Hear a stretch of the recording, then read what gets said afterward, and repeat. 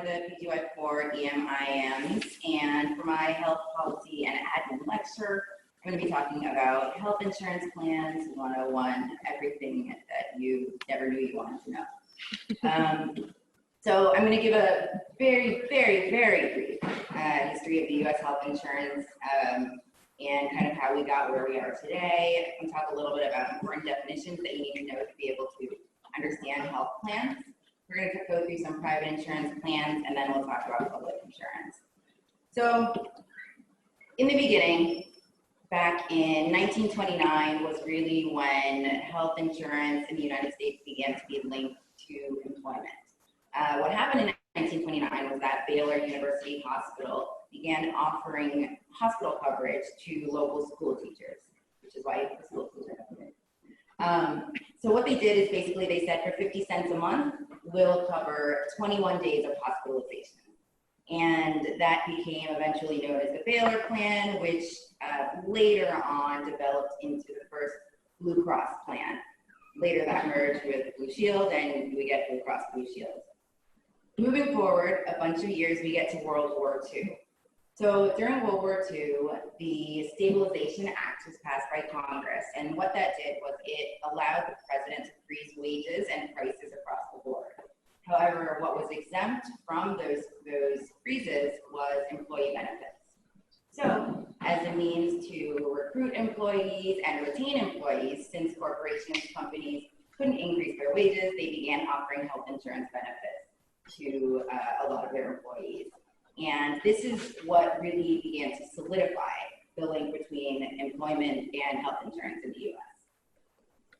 Jumping ahead several decades, we come to 2010 with the passage of the Affordable Care Act under President Obama. Part of the ACA was trying to actually uncouple employment from health insurance. And one way that they went about doing that was to create individual marketplaces within each state, so that folks who either did not have access to employment-sponsored health insurance, or else were not employed, could still purchase health insurance at a reasonable cost. So let's go through some basic definitions that we need to really understand to be able to understand health plans. So premium, can anyone tell me what a premium is for insurance? Except for Angela. What you pay monthly? There we go. So for the folks at home, it's what you pay monthly. It's your monthly fixed payment that you are giving to the health insurance company for the benefit of having insurance. How about deductible? Can anyone tell me what a deductible is? Yes.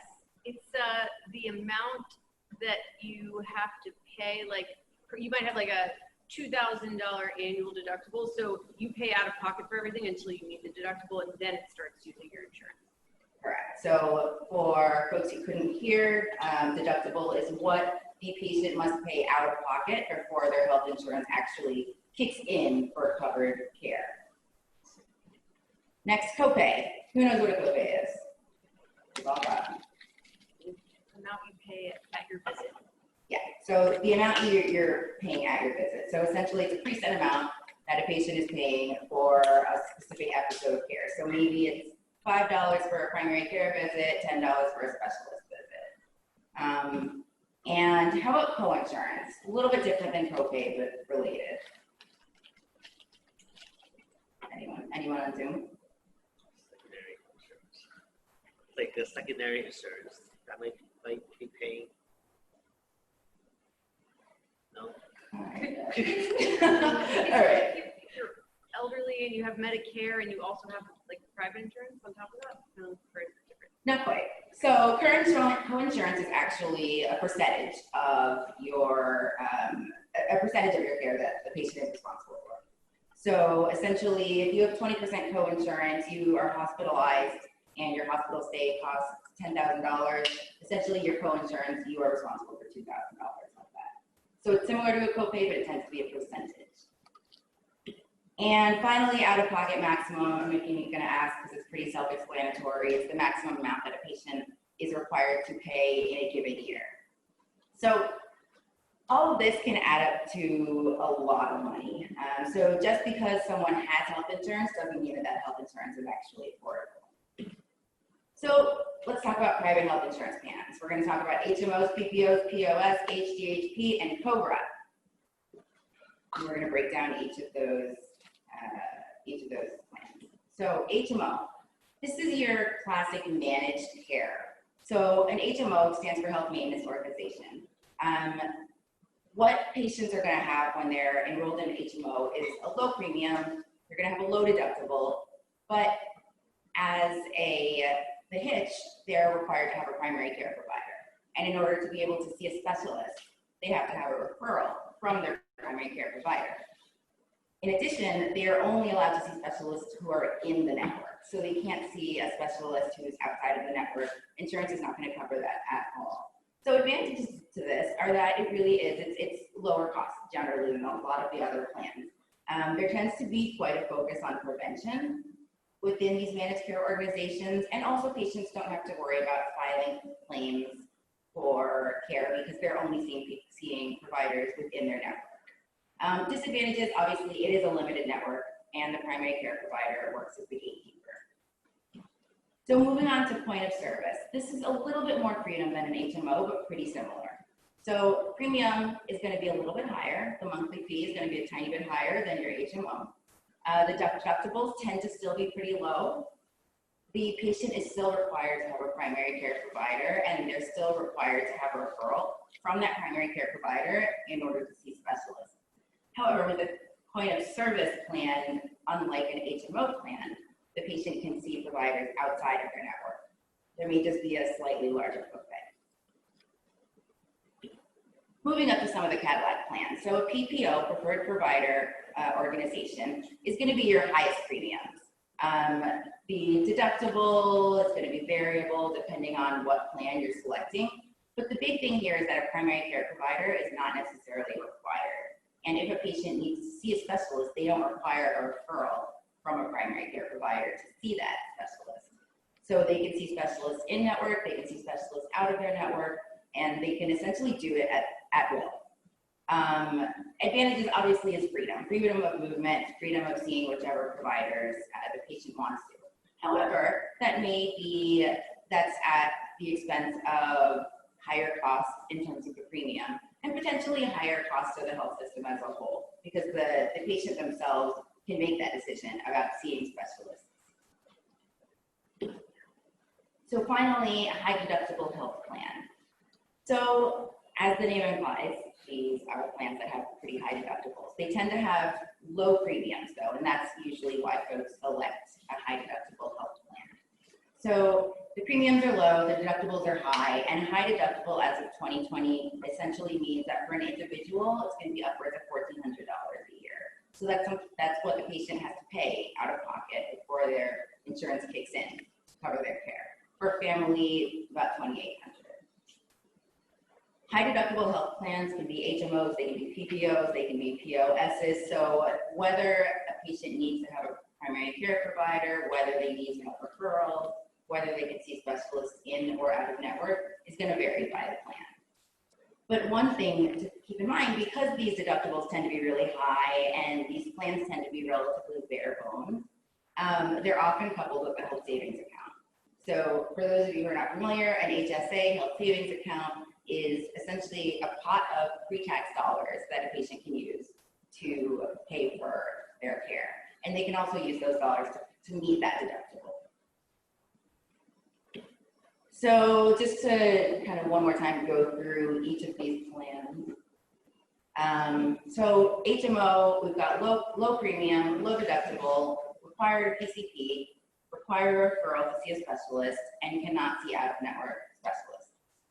Point of service has a slightly higher premium, a low deductible, primary care provider is required, a referral is required, and they can see in-network or out-of-network specialists. A PPO tends to have the highest premiums. The deductible is going to be variable depending on the plan, but a PCP is not required, a referral is not required to see a specialist, and they can see specialists in or outside of their network. And finally, a high deductible health plan, low premium, high deductible, and then whether the patient is required to have a PCP, required to have referrals, and we're able to see specialists outside of their network is going to just depend on the plan itself. And the last thing I want to touch on about private insurance is COBRA, which stands for the Consolidated Omnibus Budget Reconciliation Act, which tells you absolutely nothing about what it actually means.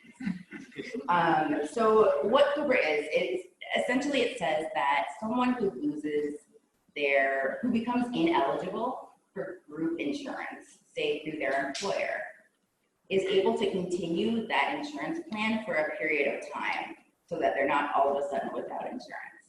So let's say we have a patient who works at our local corporate grocery store as a manager, they're full-time, they have health insurance through them. COVID happens, they get laid off. So technically they're no longer eligible for that health plan because they no longer work for that employer. However, they can use COBRA to prolong that plan for a period of time, usually a handful of months, so that they can continue to get care until they find another health insurance plan. There are very specific qualifications for using COBRA, and generally it has to do with job loss or reduced hours at a job or the death of the primary, loss of dependent status of a child. Those are all reasons why someone might use COBRA. And remember, this is time limited, a couple of months, a handful of months at the most. And unfortunately, it is very expensive because what happens is the employer is no longer covering any of that health insurance. So the patient is essentially responsible for all of it. So it's very, very expensive. However, depending on what health expenditures the patient may have, it may or may not be beneficial for them to use COBRA. So it's something that patients, if they're not aware, if they just left their job, it's something to make them aware of. Many of our patients are not gonna use it. Moving on to public insurance. So we're gonna talk about Medicare, Medicaid, CHIP, and finally emergency Medicaid. So Medicare, as I'm sure many of you know, is an entitlement program that means that essentially anyone who qualifies is able to enroll. So to qualify for Medicare, you either have to be 65 years old or older, or you have to have qualified or received 24 months of Social Security income, or you are end-stage renal.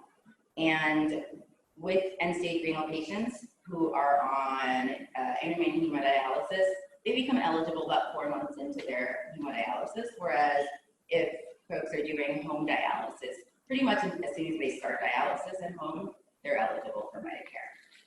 In addition, ALS patients are also eligible for Medicare, but that doesn't kick in for them until they actually start receiving Social Security. So Medicare can be extremely confusing because there's parts A through D, and there's all these different moving parts. So let's try to break it down a little bit. So starting with Part A, Medicare Part A is your hospital insurance. So covers hospital stays, covers skilled nursing facilities, covers hospice, and covers home health. Of note, for 2020, the hospitalization deductible is about $1,400. So for the first 60 days that a patient is hospitalized, they have to meet that $1,400 deductible. As of the day 61, they're responsible for about upwards of $300 per day. Part B is what they call your medical insurance. So it covers clinic visits. It covers durable medical equipment like walkers and wheelchairs. It covers your ambulance rides, and it covers your radiology and lab services. For Part B, sorry, let me go back to Part A. For Part A, there's generally no premium. As long as someone has paid into Medicare for 40 quarters during their lifetime, there's generally no premium for Part A. For Part B, there is a premium, and the premium is going to be based on income. The deductible for Part B is about $200 at this point, as of 2020. So Part A and Part B together are what qualifies as original Medicare.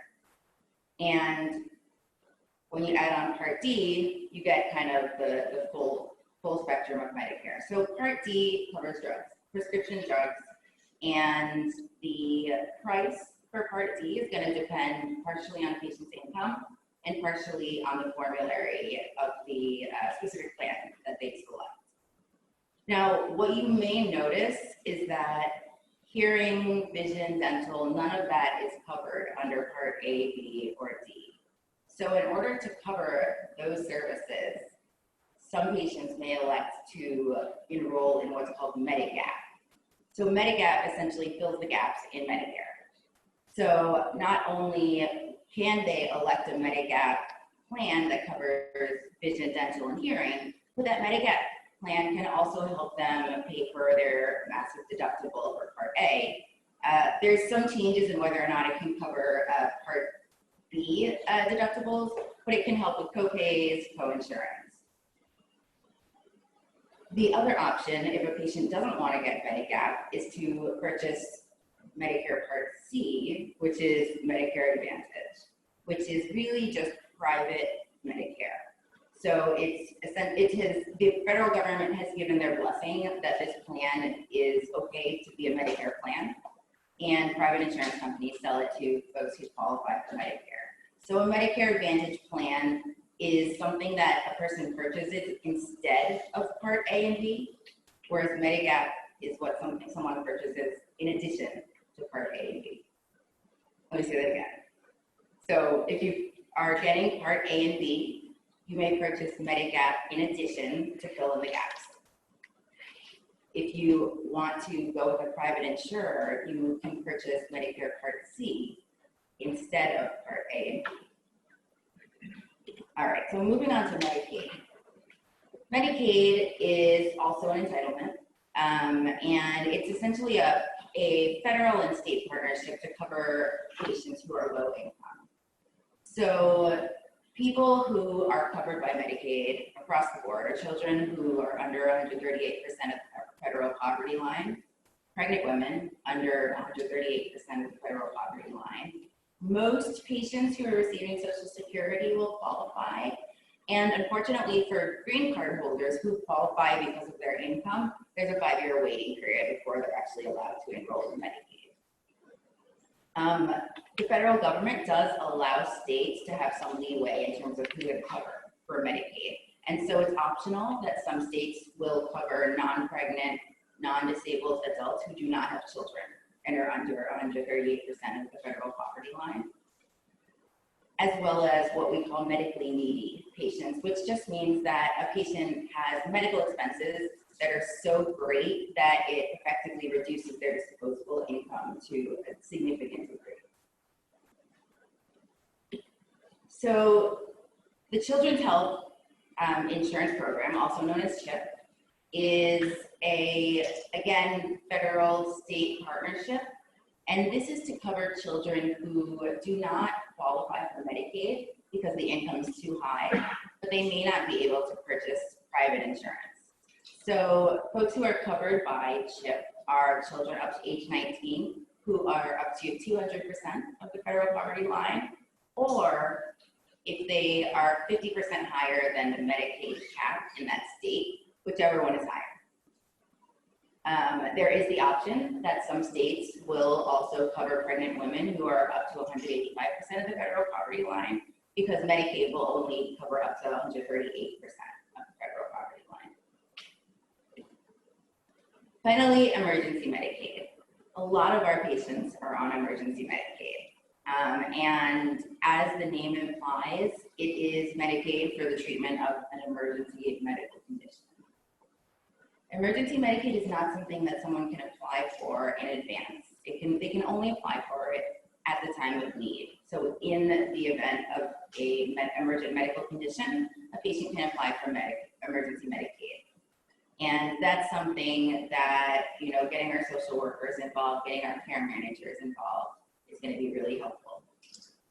Emergency Medicaid is for folks who qualify for Medicaid based on their income, but do not qualify for Medicaid because of their citizenship or immigration status. So emergency Medicaid is time limited, and there's very specific conditions that it covers and that it doesn't cover. So things that emergency Medicaid does cover is your basic, all of your emergent conditions that you could think of. So severe infection, whether it's from COVID, whether it's neck rash, acute MIs, CVAs, all those kinds of emergencies are going to be covered by emergency Medicaid. But what's a little bit surprising is that cancer treatment is actually covered by emergency Medicaid, as is dialysis, which is why so many of our patients who are on dialysis are essentially on lifelong emergency Medicaid. Oddly enough, although emergency Medicaid may pay for the intracranial hemorrhage that happens that we see in CCT, they're not going to cover the antihypertensives that may have prevented it in the first place. In addition, emergency Medicaid will cover DKA, but it's not going to cover your insulin and your diabetic supplies. Some of this is specific to New York because emergency Medicaid does vary by state.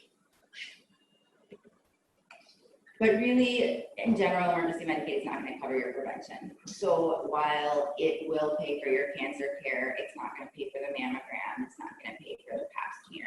There may be other services within a state that will cover those for patients who do not meet citizenship requirements for Medicaid, but in general, emergency Medicaid is not going to cover that. And finally, although emergency Medicaid will cover dialysis and medications associated with dialysis, they're not going to pay for a transplant. So all of our patients who are on lifelong dialysis and those who even may be eligible for a transplant, they're just not going to be eligible because they are not going to be able to have insurance to be able to cover that. So the take-home points that I want everyone to really keep in mind, you can always Google PPO, POS, HDHP, Google who qualifies for Medicaid and Medicare. That's relatively simple. But the take-home point should be that our health system, our health insurance system, is really just a patchwork. None of it was really thought out ahead of time. So we have different public and private plans that kind of popped up throughout our history. And because of that, even though we do have safety nets like emergency Medicaid, like Medicare, there's plenty of gaps in the safety net. And I think we see that every day in the emergency department. And because of that, just because someone is qualified to receive Medicare or qualifies for Medicaid or qualifies for emergency Medicaid, that doesn't mean that they can actually afford it. That doesn't mean that they're actually going to be able to access the care that they need. So I want to thank the health policy team for helping me through this and my references. Any questions? There was a question on the chat that asked, is COBRA something patients can apply for if they lose their insurance? What resources should we refer them to for this? So depending why they lost their health insurance is going to be whether or not they can qualify for COBRA. As I said, COBRA is ridiculously expensive. I've used it and it's exorbitant. So for a lot of our patients, it's not going to be a reality that they're going to be able to cover it. But for pretty much any of your health insurance questions, I would refer patients to our care managers or our social workers who are really good at least giving patients the starting point. I think child care, like pregnancy, is also eligible for the emergency Medicaid. Did you come across that as well? Okay. Yeah. I do have a question actually. Can emergency Medicaid be applied for after the fact? Like someone's admitted because of an emergency with no insurance and then apply after the fact? Or is that something that they have to do Yeah, so the question was, can somebody apply after the fact, like after they're admitted for an emergent condition? And the answer is yes. It's not like on the day that you have an emergency. CVA, you have to apply right then. It is it's a time limited coverage. I believe, I'm not 100%, but I believe there is some retroactive coverage? If you're admitted on the 15th of the month, the emergency Medicaid actually goes from the first to The the first month. So it does go before it goes in the past. in the past. In the past, of the beginning of the month. Two quick points, Kim, and I think that was excellent. That was beautiful. It's a huge topic. When the Affordable Care Act first came out, it was called the Patient Safety Affordable Care Act. That patient safety quickly went away. And the good thing about that was it took about 17% of non-covered people in the country, 17% of the people in the country non-covered, went down to 11%, which is huge. And Kim mentioned a couple of times the federal poverty level. Very, very low, right? So it took the federal poverty level where you're eligible for the public insurances from 100% to 138%. A single parent, federal poverty level is in the low 20s, like $22,000 to $23,000. So if you're talking about premiums of $600-700, there's no way somebody who's making $25,000, who's a single parent, can afford to get that. So there's still a huge issue, which is the whole debate about universal health care or not. That's another topic. That was excellent. Thank you. And just in terms of the, to go back to the emergency Medicaid, that's one of the things that as soon as you get admitted to the hospital social workers Yeah. will They're go on into it. They're on it, yeah. They're on it. You don't have to say, Yeah. oh, I have to Last thing apply. they want I'm is in to here deal with with double somebody pneumonia. I have to who's apply. No, they're on it. They're right. So But what about those who aren't the admitted? patient doesn't have to go, oh, can I sign up for emergency Medicaid? Yeah, for those who aren't admitted, is a summer system set up where they can call it from home and they get that huge bill in a few weeks and get access to a social worker and navigate. And once you're out of the hospital, that's when things fall. Yeah, exactly. That's why I'm curious what we offer at Kings County. I don't really answer. I have no idea if it's, And you're having looking been to talk through to your this in the past, even with someone who has insurance, like if things get billed wrong, So they're very helpful when you're in, but once you're out, it's really hard. I mean, it is to the hospital's benefit to assist those patients who are discharged because the hospital's not getting paid otherwise. So, And they're coming back. Yeah. Eventually. Dr. G. At the county, they're very good about this kind of stuff. There's a financial counselor who sits by the registration, and there's one also in the e-building. And when patients bring up, that they don't have any coverage or they got this bill, I tell them to bring it in and talk to them. My cousin who comes here and goes to one of the clinics here across the street at the county, as an example, she got admitted by me for an abnormal EKG with chest pain and uncontrolled hypertension. And she got a bill and she stayed one day, she got a bill for almost $3,000, which I was going to pay for her. And I just happened to be paging one day, and I was waiting for the paging operator, and there was an announcement as I'm waiting again and again and again about if you don't have coverage, go speak to there. So I told her, she said, no, before you pay for me, let me go do that. They knocked it, this is a true story, they knocked that $3,000 bill down to $20. And her medication for hypertension that she was paying almost $200 a month, she comes here to the county and pays something like $20 every 3 months. They're very good about it. The other thing that we should be doing, well, I guess it has to be done by an attending, but now on Epic, you'll see by the attending sign-in a yellow. That's for you to justify that it was an emergency condition on Epic. I don't know if you've seen that. Only attendings can sign off. Yes, only the attendings can do that. But even show it to your attending, because that helps the hospital get money.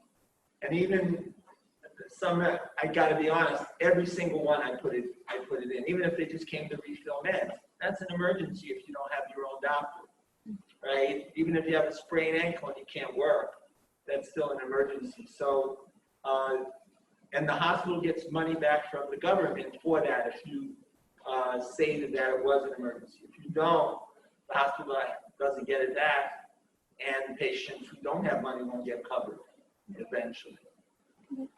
Any other questions? Thanks, Kim. Great job.